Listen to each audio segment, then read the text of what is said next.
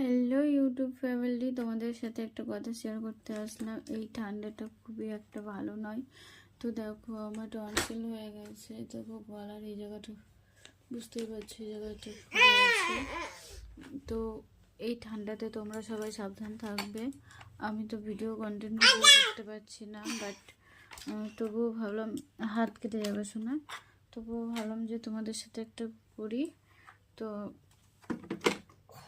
ভিডিওটা করছি।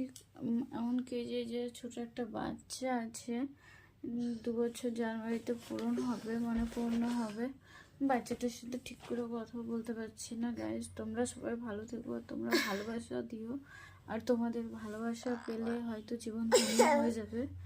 আর একটা কথা বলছি গাইজ, যে তোমাদের ভিডিওগুলো দেখার সুযোগ করে দিও একটা কমেন্টের দ্বারাই। একটা কমেন্ট করে যে প্রত্যেকটা ভিডিওতে